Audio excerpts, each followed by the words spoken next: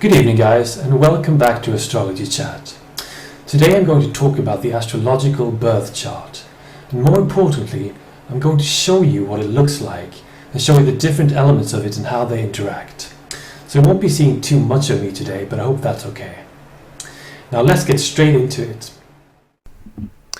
Okay, so I made you a picture. And what you're looking at here is a natal horoscope, or a birth chart if you will.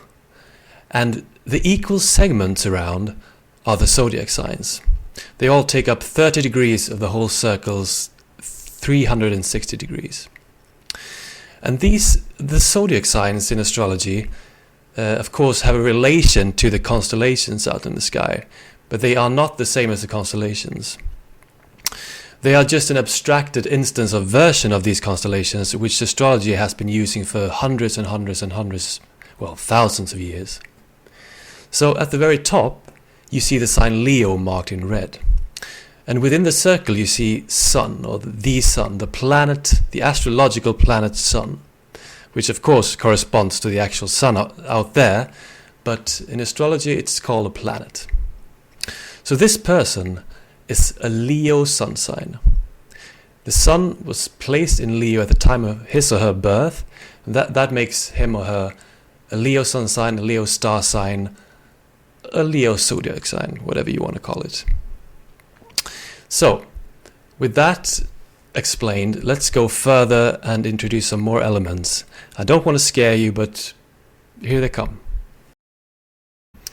Okay, a lot of new symbols here, but we are still on the same person, the same natal horoscope.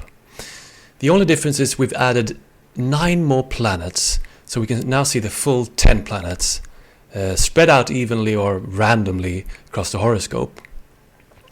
And we can see a couple of planets, Mercury and Venus in this instance, in the sign of Virgo. You can see a couple of planets in Libra, and you can see quite a lot of planets in Sagittarius, which I've marked in the bottom left there. And what this map is basically is a simplified view of the sky at the time and place that this person was born. So in this case, our Leo friend here, our Leo sun sign, was born at a time when Venus and Mercury was placed in Virgo, and a couple of other planets was placed in Libra, and several other planets were placed in Sagittarius. And this influences his or her personality accordingly. And there's a multitude of symbols here, but you can think of the signs, the zodiac signs, as colors or filters, and the planets as heroes in your life, with different roles taking on different jobs. And the planets are the dynamic energies, and the signs are the passive qualities, lending colors and traits to the planets. And different people will have planets spread out over the zodiac in various ways, and that is what creates the fundamental basic differences of personality, according to astrology. So the next layer of the horoscope that I'm introducing here is the aspects, or the angles as they sometimes are called. And the aspects is a pretty complicated component of the horoscope, but it's very, very fascinating, and you definitely don't have to take all of it in to begin with. So what are the aspects then?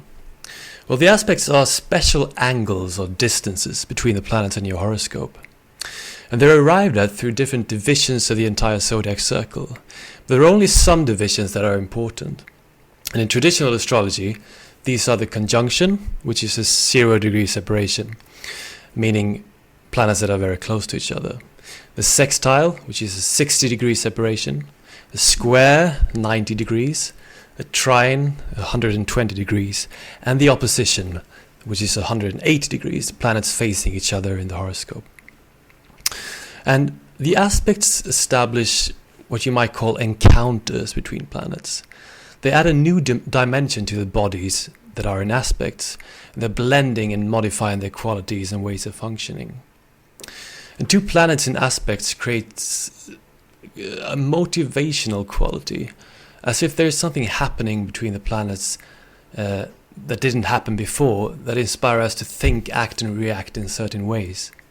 For example, an aspect between the Sun and the Moon creates a meeting point between the energies of the sun and the moon and the roles or qualities which they represent. And some of the aspects are thought to be harmonious and easy, while some are more challenging and harder to deal with. On the map here you can see the challenging ones marked red and the easy ones marked blue. However, it is the challenging ones that tend to make us grow as people and accomplish more than the rather passive, benign ones. So there's always two sides to that, and you shouldn't put too much weight in whether aspects are good or benign or bad and challenging. And that's the basic story of the aspects. There's a lot more to say about that, but it's better to leave it with that for now. Time for the final layer of the horoscope. Now we've seen the zodiac, the circle of the zodiac. We've seen the zodiac come to life with the planets. We've seen the planets form aspects with other planets. And now in front of you here you see the Ascendant and the 12 houses. Now you may be thinking, so there's 12 zodiac signs and there's 12 houses. What's the difference? Well, there is a difference, but there's also a similarity. But the zodiac signs and the houses work on different levels, and I'll come to that very soon. Now things get a little bit technical here.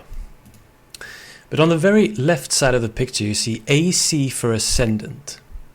And the Ascendant is the degree of the zodiac that was ascending on the eastern horizon at the specific time and place that someone was born.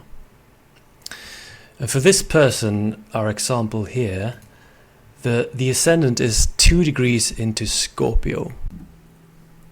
Now the Ascendant has always been considered very, very important in astrology, and for good reason. It is how we approach the world, it's our face to the world, how we express ourselves. And in a way it's the filter through which the whole horoscope or all the energy of the horoscope can be expressed. It also marks the cusp of the first house and the starting point of all the 12 houses.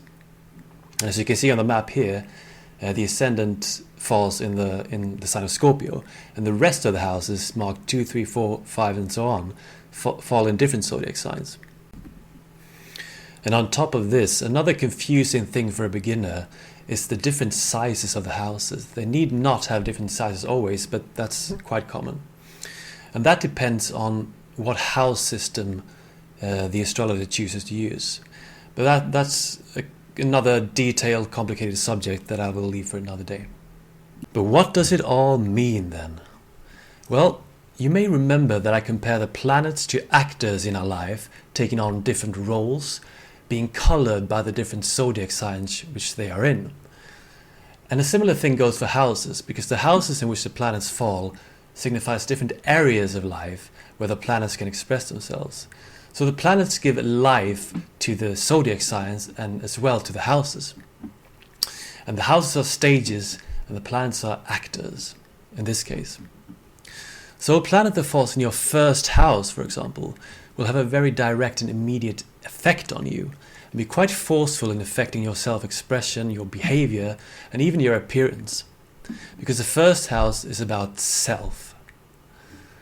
A planet in the fourth house, on the other hand, will come to the fore more subtly, because it will act in an area or at a stage that concerns, for example, family, roots, and home.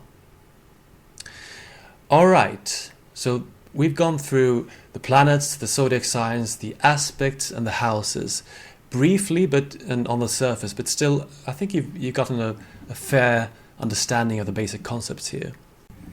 Now, of course, the real magic happens in synthesizing and combining all of these influences and elements and aspects and planets and levels.